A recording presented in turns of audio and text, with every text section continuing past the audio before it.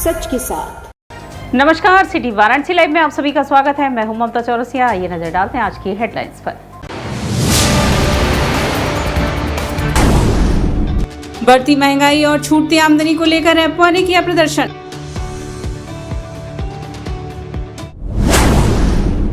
नगर के विकास के लिए हुई नगर निगम की मैराथन बैठक, लिए गए महत्वपूर्ण निर्णय। संपूर्णानंद संस्कृत विश्वविद्यालय में शुरू हुई 9 दिवसीय शरद श्री राम कथा, निकली भव्य कलश यात्रा।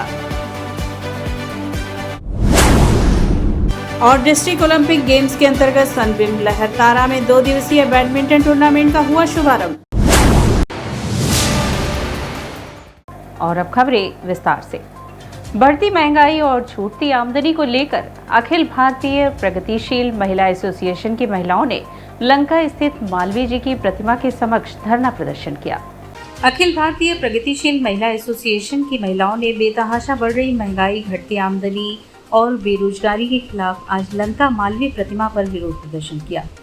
विरोध प्रदर्शन सभा में तब्दील हुई और सभा को संबोधित करते हुए कुसुम वर्मा ने कहा कि बढ़ती महंगाई के लिए सरकार की अमीर परस्त, कॉरपोरेट परस्त आर्थिक नीतियां जिम्मेदार हैं।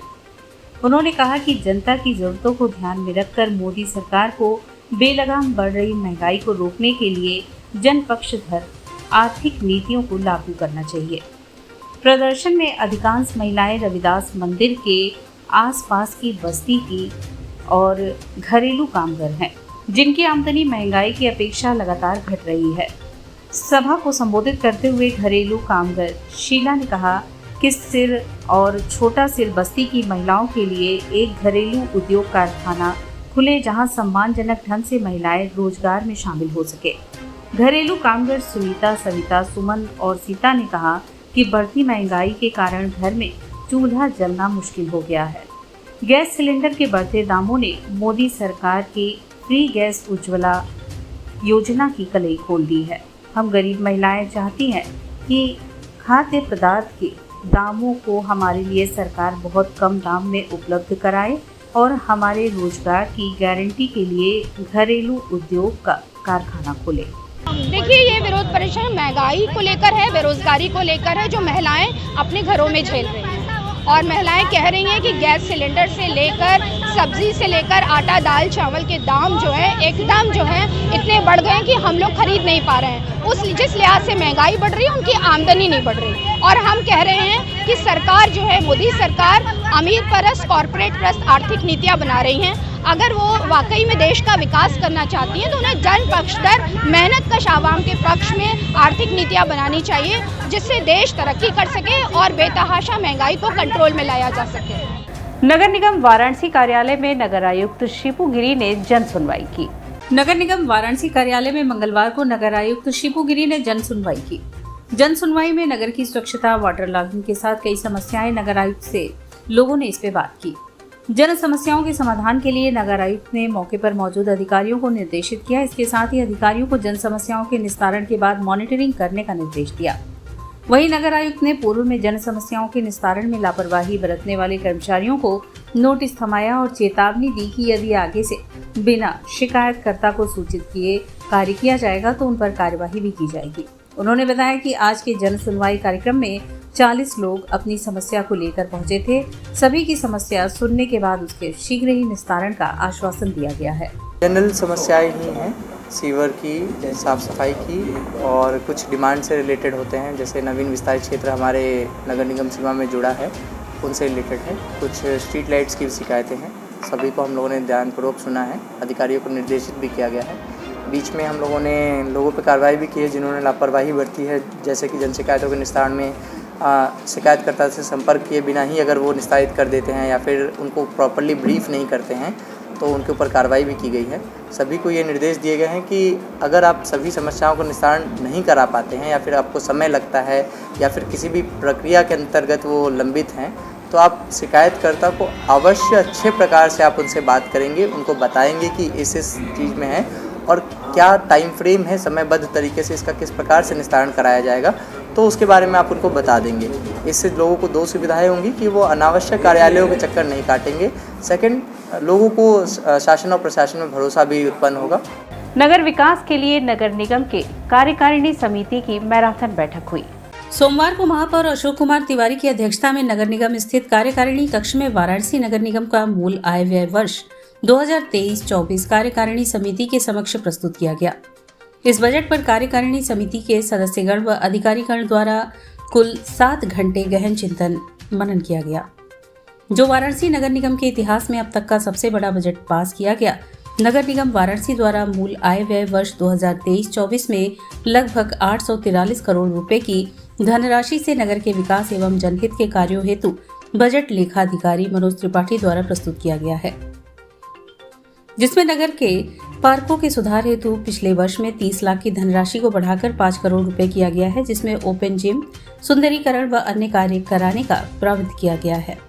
नगर को बंदर मुक्त करने हेतु धनराशि को 5 गुना किया गया है एवं ग्रीन कवर बढ़ाने के लिए पौधाशाला का बजट 10 गुना, फॉगिंग मशीन क्रय करने के लिए बजट दुगना किया गया एवं नगर में महापुरुषों की मूर्तियों पर प्रतिदिन माल्यार्पण करने हेतु सख्ती से कार्यवाही कराने का निर्देश दिया गया, जिस पर 5 लाख रुपए का प्राविधान किया गया। नगर निगम में पारदर्शिता बढ़ाने के लिए नगर निगम मुख्यालय सहित सभी जोनों पर सीसीटीवी कैमरे से लैस करने के लिए 25 लाख रुपए का प्राविधान किया गया। साथ ही वार्डों के विकास हेतु पिछले बजट की धनराशि को दुगना किया गया। बैठक के दौरान उपसभापति सुरेश चौरसिया व कार्यकारिणी के सदस्यों के साथ नगर आयुक्त शिपू गिरी, अपर नगर आयुक्त दुष्यंत मौर्य, मुख्य अभियंता मोइनुद्दीन, महाप्रबंधक जलकल अरुणेंद्र कुमार, राजपूत नगर स्वास्थ्य अधिकारी डॉक्टर NP सिंह सहित नगर निगम के सभी वरिष्ठ अधिकारीगण उपस्थित रहे। आज कार्यकारिणी की बैठक थी। बजट जो था 2023-24 उसको पास करना था, तो उसी संदर्भ में आज की बैठक थी। किन किन बिंदुओं पर बात हुई? जितना सामान्य विभाग हो, जलकल हो, सभी विषयों को किया गया। पहले कार्यालय के लिए 2 लाख था, उसको 25 लाख किया गया। पार्षद कोटा जो 20 लाख था, उसको 25 लाख किया गया।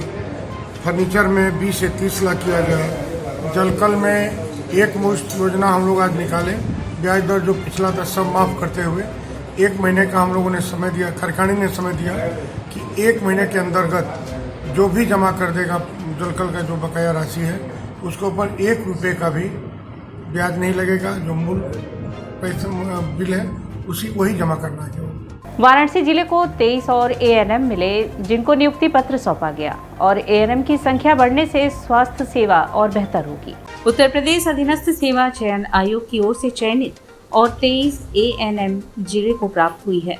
शहरी सामुदायिक स्वास्थ्य केंद्र श्योपुर में मंगलवार को आयोजित एक समारोह में स्टाम्प तथा न्यायालय शुल्क एवं पंजीयन मंत्री रविंद्र जायसवाल ने उन्हें नियुक्ति पत्र प्रदान किया। इस अवसर पर उन्होंने कहा कि ANM स्वास्थ्य सेवाओं की मजबूत कड़ी होती है। इसके जरिए ही समाज के अंतिम व्यक्ति तक चिकित्सकीय सेवा पहुंच पाती है। उन्होंने उम्मीद जताया कि नवनियुक्त सभी ANM पूरी लगन से कार्य करते हुए सेवा भाव का मिसाल पेश करेगी।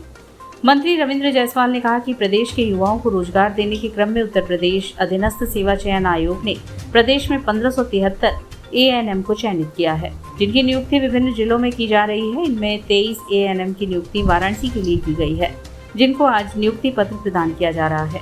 मुख्य चिकित्सा अधिकारी डॉक्टर संदीप चौधरी ने बताया कि जिले में ANM की संख्या बढ़ने से चिकित्सकीय सेवाओं को बेहतर बनाने में मदद मिलेगी। खासकर ग्रामीण क्षेत्र के नागरिकों को उनके घर के समीप ही बेहतर चिकित्सा सेवा देने के सपने को साकार किया जा सकेगा। डिप्टी CMO व नोडल अधिकारी डॉक्टर HC मौर्य ने बताया कि नवचयनित ANM जल्द ही समुदाय को स्वास्थ्य सेवाओं का लाभ प्रदान करेगी। अपर निदेशक चिकित्सा स्वास्थ्य एवं परिवार कल्याण डॉक्टर मंजुला सिंह ने समारोह के अंत में समस्त नवनिर्वाचित स्वास्थ्य कार्यकर्ता को शुभकामनाएं देते हुए धन्यवाद ज्ञापन दिया। समारोह का संचालन DHEIO हरिवंश यादव ने किया। गंगा में वाटर टैक्सी चलाए जाने को लेकर नाविकों का महापौर अशोक तिवारी के साथ बैठक हुआ। गंगा में वाटर टैक्सी चलाए जाने को लेकर जहां एक तरफ नाविक समाज के लोग विरोध प्रदर्शन कर रहे हैं, तो वहीं दूसरी ओर इस विरोध को समाप्त करवाने के लिए जिला प्रशासन से लेकर नगर निगम के अधिकारी जुटे हुए हैं। इसी क्रम में बुधवार को वाटर टैक्सी का विरोध करने वाले नाविकों के साथ वाराणसी नगर निगम के महापौर अशोक तिवारी ने नगर निगम कार्यालय में बैठक की। इस दौरान उन्होंने नाविकों की इस समस्या को जाना और उनके पक्ष में सार्थक पहल करने का आश्वासन दिया। मां गंगा निषाद सेवा न्यास के अध्यक्ष प्रमोद मांझी ने महापौर के साथ हुई बैठक को लेकर बताया कि वाटर टैक्सी को लेकर चल रहे विवाद को सुलझाने के लिए महापौर ने बुलाया था। इस दौरान महापौर और नाविकों के बीच एक सार्थक वार्ता हुई। नाविक चाहते हैं कि वाटर टैक्सी को नाविक समाज के लोग संचालन करें, ना कि कोई कंपनी। यदि नाविकों को दान में वाटर टैक्सी दी जाती है तो सही है, वरना पैसे देकर कोई भी नाविक वाटर टैक्सी का संचालन के पक्ष में नहीं है। प्रमोद मांझी ने बताया कि महापौर अशोक तिवारी के द्वारा आश्वासन मिला है कि जो भी फैसला होगा वह नाविकों के लिए सार्थक होगा। गौरतलब है कि विगत दिनों नाविकों ने वाटर टैक्सी के खिलाफ नाविकों ने नौका संचालन बंद कर विरोध किया था। विरोध स्वरूप नाविकों ने क्रूज का घेराव किया था, जिसके पश्चात अधिकारियों के साथ हुए वार्ता में विवाद को 1 माह में सुलझाने के लिए नाविकों की 11 सदस्यीय कमेटी गठित की गई थी। और आज बैठ के लगभग आधा घंटा बात हुआ है। बात का रूट तो सार्थक जैसा लग रहा है, लेकिन जब तक कि हमें पूर्ण रूप से किसी चीज़ को मिल न जाए तब तक इस चीज़ को हम सार्थक नहीं मान सकते। हाँ, अभी उन्होंने कहा है, हमारी बातें हुई है और उन्होंने कहा है कि हम आपके लिए करेंगे, अच्छी पहल करेंगे और भी लोगों से बात करवा के, और 2-3 दिन का उन्होंने हमें समय भी दिया कि 2-3 दिन में हम सारे लोग से बात करके इसका अच्छी तरह से निष्कर्ष निकाल लेते हैं और उसके बाद वो देने की बात कर रहे हैं। किन मुद्दों में बात हुई है? मेन मुद्दा हमारा था, देखिए गंगा जी में जितनी भी समस्याएं सारे समस्याओं का समाधान हमें चाहिए।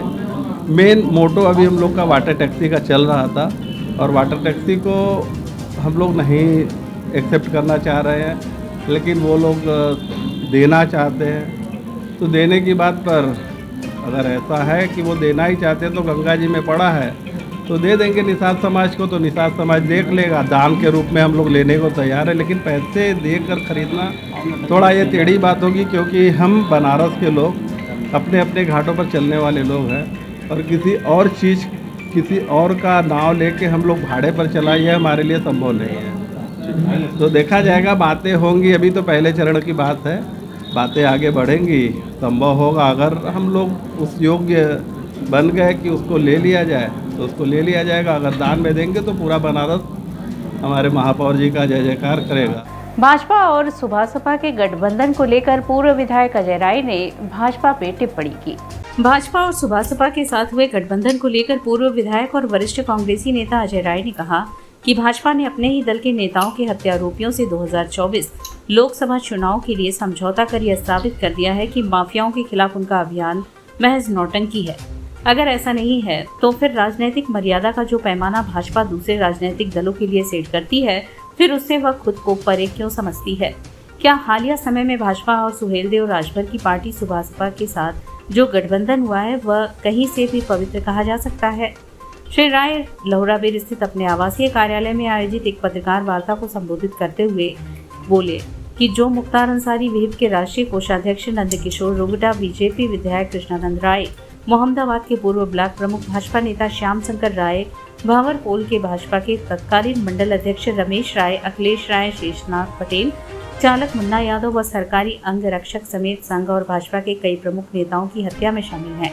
उसे मुख्तार अंसारी के बेटे सुभासपा के विधायक अब्बास अंसारी से समझौता कर लिए हैं। भाजपा सत्ता और अपने फायदे के लिए किसी भी स्तर पर गिर सकती है। मौजूदा गठबंधन ने यह स्पष्ट कर दिया है कि अपने नेताओं और कार्यकर्ताओं की हत्या में खून से सने हाथों को अपने गले के हार बनाना कोई भाजपा से सीखे। भाजपा और अमित शाह को कम से कम अपने उन मृत नेताओं और कार्यकर्ताओं के परिजनों के आंसुओं की तो परवाह करनी चाहिए थी, जिनके घर के चिरागों को मुख्तार अंसारी ने सदा सदा के लिए बुझा दिया। श्री अजय राय ने कहा कि मैं भाजपा के नेताओं से पूछना चाहता हूं कि आखिर यह कैसा रिश्ता और पवित्र गठबंधन है जिसके केंद्र में अपनों के खून से सने हाथ और अपनों की सिसकियां हैं। भाजपा अगर मुख्तार अंसारी को अपराधी मानती है तो फिर उसी मुख्तार अंसारी के बेटे और सुभासपा विधायक अब्बास अंसारी से यह गल बहिया कर वह क्या संदेश देना चाहती है। श्री अजय राय ने आरोप लगाते हुए कहा कि कहीं यह अंदर खाने मुख्तार अंसारी के साथ भाजपा की कोई साठगांठ तो नहीं है, जिसके द्वारा मुख्तार अपने खिलाफ चल रहे कार्यवाही से राहत पाने और उधर भाजपा 2024 के लोकसभा चुनाव के लिए समीकरण साधने की फिराक में है। कृष्णानंद राय और नंदकिशोर रोगटा जो विश्व हिंदू परिषद के राष्ट्रीय ट्रेजरर थे, क्या उनकी हत्या को भूल गई भारतीय जनता पार्टी के कार्यकर्ता अपने नेताओं? ये भूल कर इन्होंने समझौता कर लिया केवल वोट के लिए कि 2024 में हम वोट मिलेगा और अंदर खाने में मुख्तार अंसारी उनके बेटे से हम समझौता करके जैसा 2009 में किया था डॉक्टर मुरली मनोहर जोशी ने बसपा से मुख्तार अंसारी के साथ समझौता करके यहाँ चुनाव लड़े थे। उसी प्रकार आगे भी 2024 में ये केवल दिखावटी चीजें रहेंगी और पूरी तरीके से मुख्तार अंसारी के और उनके परिवार के साथ भारतीय जनता पार्टी और प्रकाश राज को दिखावे के रूप में इन्होंने आज उनसे समझौता। बनारस रेल इंजन कारखाने में विश्व जनसंपर्क दिवस पर आयोजित संगोष्ठी का समापन हुआ। सोमवार को विश्व जनसंपर्क दिवस के अवसर पर बनारस रेल इंजन कारखाना जनसंपर्क विभाग एवं public relation society of India Varanasi के संयुक्त तत्वाधान में बरीका कीर्ति कक्ष में एक संगोष्ठी का आयोजन किया गया। इस अवसर पर कार्यक्रम के मुख्य अतिथि अरुण कुमार शर्मा, मुख्य विद्युत इंजीनियर लोको बनारस रेल इंजन कारखाना, मुख्य वक्ता पूर्व विभागाध्यक्ष पत्रकारिता एवं जनसंचार विभाग Kashi Hindu Vishwavidyalaya professor doctor Anurag Dave, senior प्रबंधक Google Singapore doctor Anubhav Upadhyay के साथ ही public relation society of India Varanasi के सदस्य के साथ ही वाराणसी एवं आसपास के विभिन्न समाचार पत्रों के मीडिया पर्सन ने अपने विचार व्यक्त किए। इस अवसर पर मुख्य अतिथि अरुण कुमार शर्मा ने अपने संबोधन में कहा कि जनसंपर्क एक मानसिक टूल है जो एक न्यूक्लियर पावर की तरह है। चाहो तो आप उससे बिजली पैदा कर लो या चाहो तो दुनिया को मिटा दो। इसके अतिरिक्त उन्होंने बरीका के उत्पाद के साथ ही बरीका में हरित ऊर्जा के उपयोग के विषय पर विस्तृत से बताया।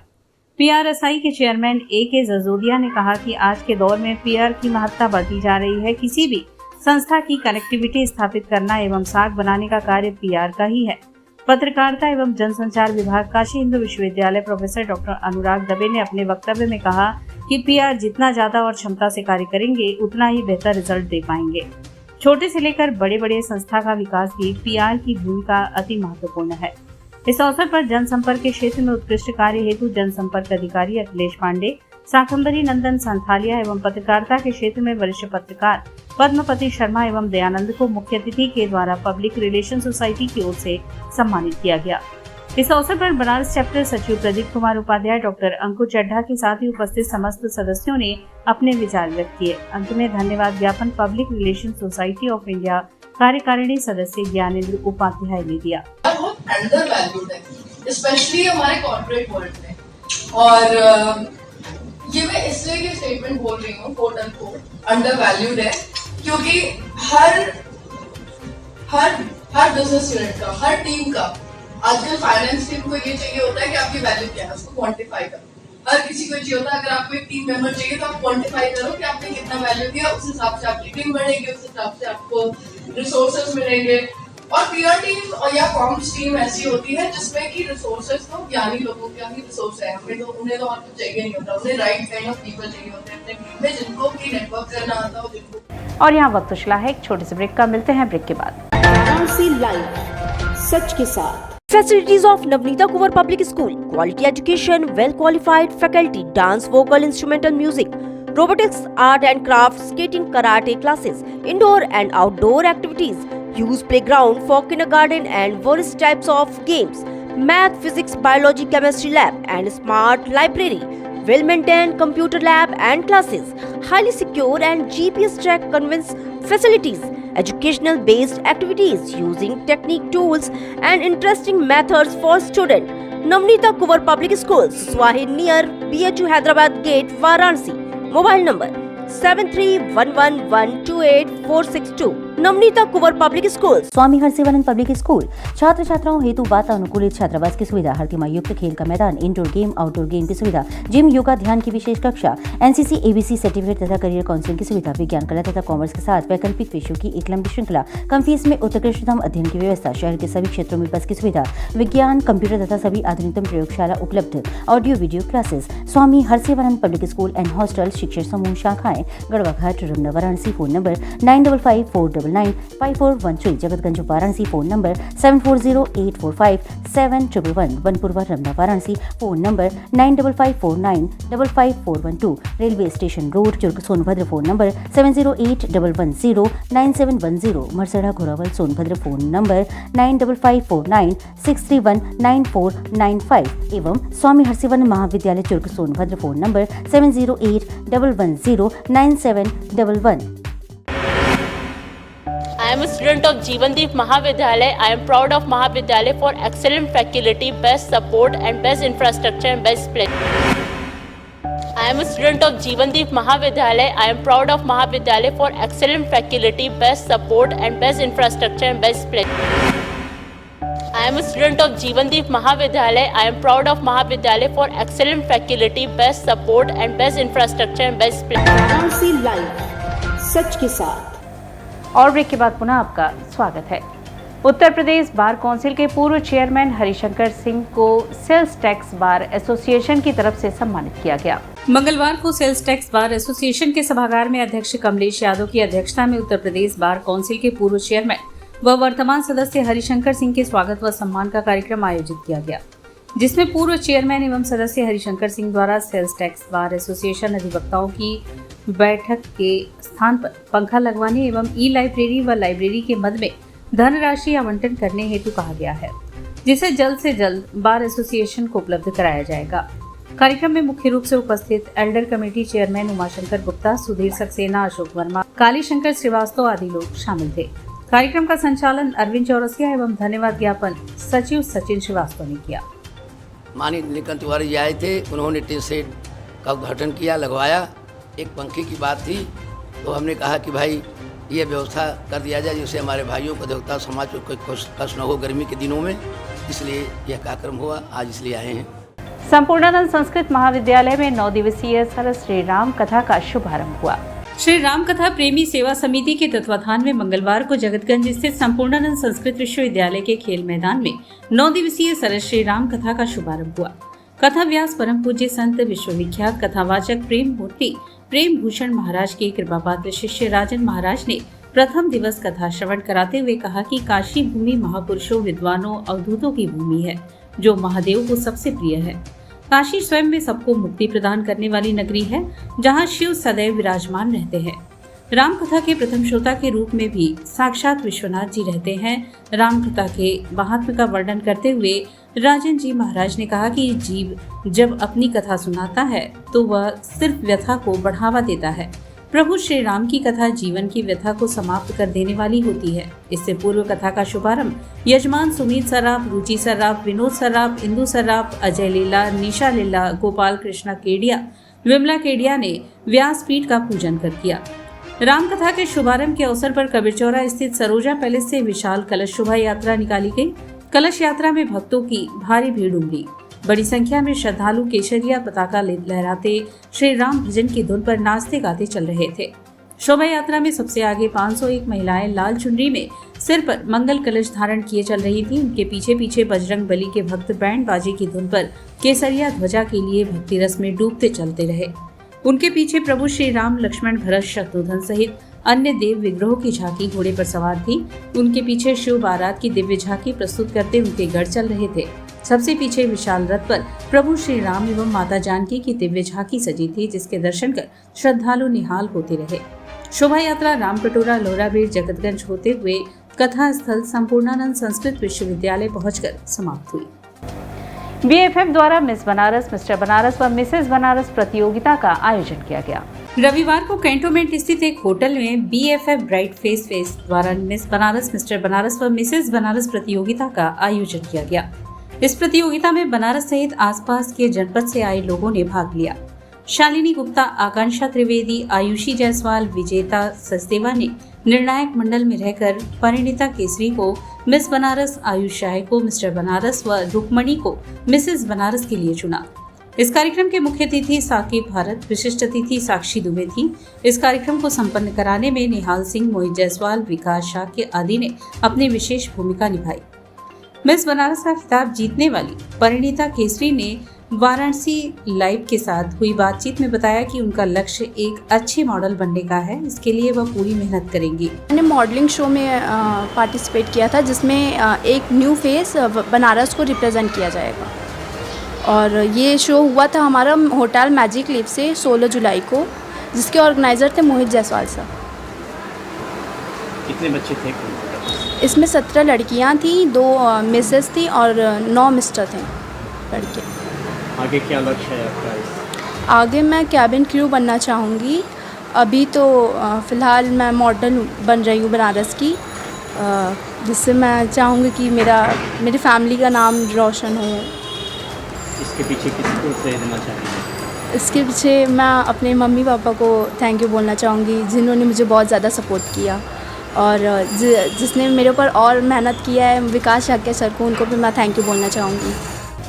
वाराणसी डिस्ट्रिक्ट ओलंपिक टूर्नामेंट के मुक्केबाजी में संबिम स्कूल भगवानपुर ने 21 पदक जीते। संबिम स्कूल भगवानपुर ने 21 पदक जीतकर अपनी श्रेष्ठता सिद्ध की है। भगवानपुर के बालक व बालिका मुक्केबाजों ने देवा संस्कार पब्लिक स्कूल में चल रहे 2 दिवसीय ओलंपिक महाकुंभ के अंतर्गत आयोजित स्पर्धा में 21 पदकों में 6 स्वर्ण, 6 रजत व 9 कांस्य पदक जीते। इसमें कोच के रूप में, सहायक कोच के रूप में धर्मेंद्र चौहान व रवि सिंह व मुख्य कोच की भूमिका का निर्वहन शशि प्रकाश सिंह ने किया। इन खिलाड़ियों को सनबिम की असेंबली में प्रधानाचार्य प्रेरणा शर्मा ने मेडल पहनाकर उनका स्वागत किया और खिलाड़ियों की प्रशंसा करते हुए बताया कि भविष्य में इन खिलाड़ियों को राष्ट्रीय व अंतर्राष्ट्रीय स्तर पर अच्छे खेल का प्रदर्शन कर स्कूल का गौरव व मान सम्मान बढ़ाना है। बच्चों को बधाई देना चाह रही हूँ, सारे अपने कोचेस को बधाई देना चाह रही हूँ कि हम लोगों ने डिस्ट्रिक्ट ओलंपिक बॉक्सिंग चैम्पियनशिप में हम लोगों को ओवरऑल चैम्पियनशिप मिला। 21 मेडल्स हमारे बच्चों ने जीते और जितने भी बच्चों ने गोल्ड मेडल जीता वो सब अब स्टेट बॉक्सिंग चैम्पियनशिप में भाग लेंगे। ये सब हमारे कोचेस और हमारे बच्चे के जो पैशन है उसकी वजह से संभव हुआ। इसके लिए बहुत बहुत बधाई सारे बच्चों को और हमारे boxing coach mister Shashi Prakash. संबिम Lahartara में 2 दिवसीय बैडमिंटन टूर्नामेंट का शुभारंभ हुआ। संबिम लहरतारा के नवनिर्मित बैडमिंटन कोर्ट में डिस्ट्रिक्ट ओलंपिक गेम्स के अंतर्गत 2 दिवसीय बैडमिंटन टूर्नामेंट का शुभारंभ हुआ, जिसमें कुल 160 शटलर शामिल हुए, जिसमें 120 पुरुष एवं 40 महिला खिलाड़ी हैं। जो इस टूर्नामेंट के खिलाड़ी पुरुष वर्ग के सिंगल्स डबल्स, महिला वर्ग के सिंगल्स डबल्स एवं मिक्स डबल्स के ट्रॉफी के लिए कोर्ट में अपनी खेल कुशलता और किस्मत आजमाएंगे। इन 2 दिवसीय टूर्नामेंट का उद्घाटन पूर्व राष्ट्रीय खिलाड़ी अजय बहादुर सिंह एवं आर्यन सरकार मुकेश पाठक एवं वाराणसी जिला बैडमिंटन एसोसिएशन के सेक्रेटरी नागेंद्र सिंह, कोषाध्यक्ष कमल मिश्रा, संबिम शिक्षण समूह के अध्यक्ष डॉक्टर दीपक मधुक, निदेशिका भारतीय मधुक, उप निदेशिका अमृता वर्मन, मानद निदेशक हर्ष मधुक ने संयुक्त रूप से किया।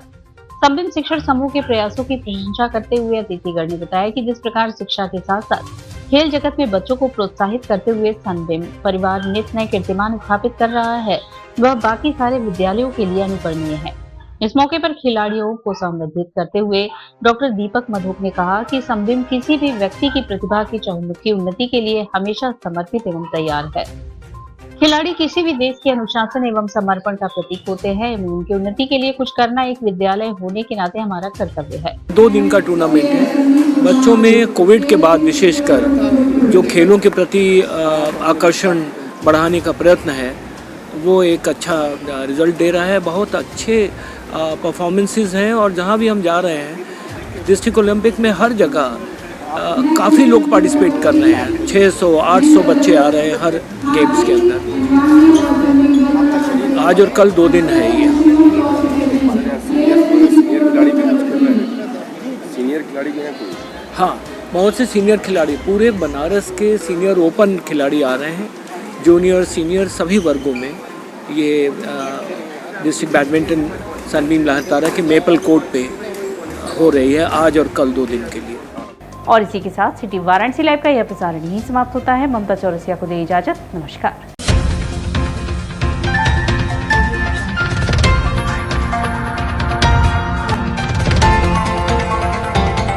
वाराणसी लाइव, सच के साथ।